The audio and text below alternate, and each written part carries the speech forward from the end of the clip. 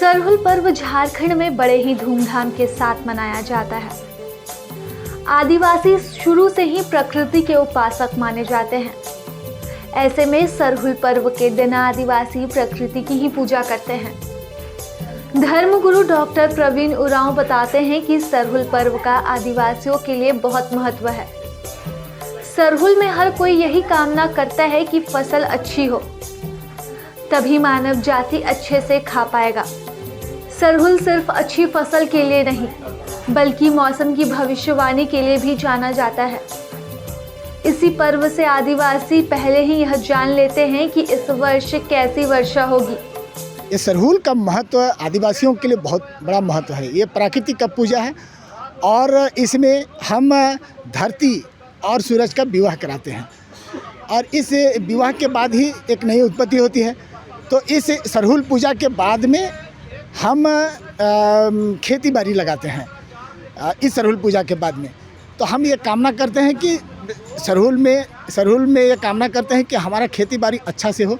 तो ये जब अच्छा से होगा तो हमारे मानव जाति हम लोग खाएंगे और उसके साथ में जितने भी जीव जंतु हैं और जितने भी पशु पक्षी हैं उसके लिए भी अनाज होगा और पुआल होगा।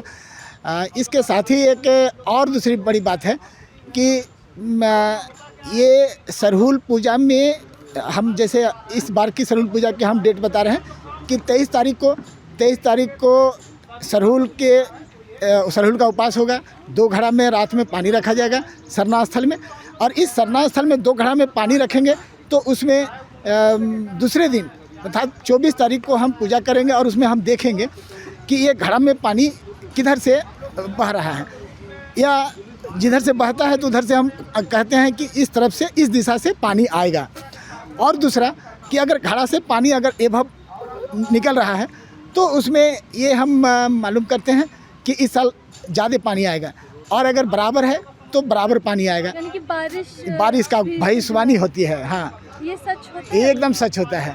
इसमें एक जो पाहन के द्वारा होता है बहुत ही सच होता है, और अगर थोड़ा कम होता है तो उसमें पाहन उसके अनुसार वो कहते हैं कि ये इस साल थोड़ा कम पानी आएगा। तो ये उसी के अनुसार लोग चलते भी हैं, खेती बाड़ी भी करते हैं और एक उस ढंग से। तो ये बहुत बड़ा प्राकृतिक पूजा है और हम सरहुल के दिन को ही अर्थात चैत तृतीया बढ़ती चांद के तीसरा दिन को हम नया साल मानते हैं। नया साल इसलिए ही मानते हैं कि भाई पतझड़ हो जाती है, पतझड़ के बाद में एक नया फल आती है और एक प्राकृतिक रूप से ये नया रूप लेके प्राकृतिक आती है, इसलिए हम इसको नया साल के रूप में भी मनाते हैं।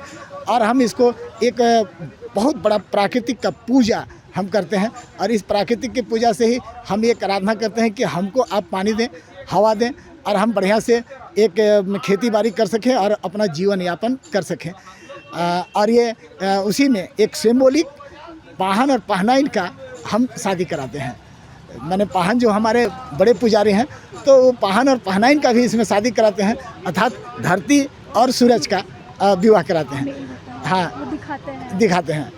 झारखंड में तो काफ़ी आदिवासी रहते हैं, आदिवासी बहुल क्षेत्र है। हाँ। और बहुत पहले से ही यहाँ पर जुलूस निकलते आया है। ऐसे में इसका जुलूस का इतिहास की अगर हम बात करें तो कब से ये निकलना शुरू हो चुकी? प्राकृतिक है, हम धार्मिक है, ऐसे में जुलूस की शुरुआत कब से? ये जुलूस की शुरुआत 1967 से शुरू हुई है, 67 से।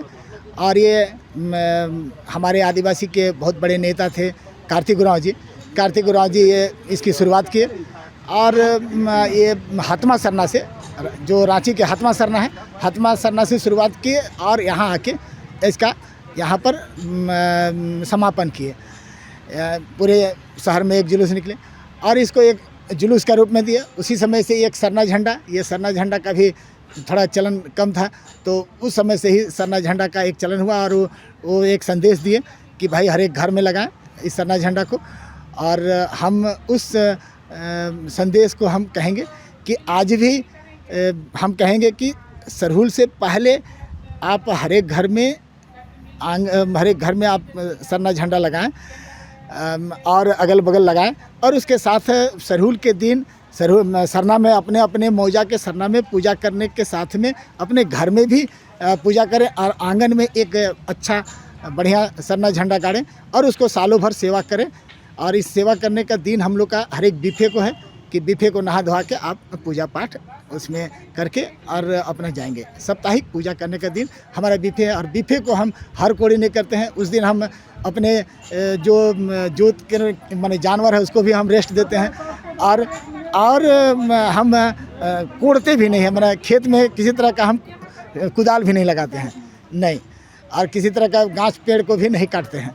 ये हमारा बीफे हम हर एक सप्ताह हम ये मानते हैं पूजा का दिन। प्रभातखबर.com, विश्वास वही, रफ्तार नहीं।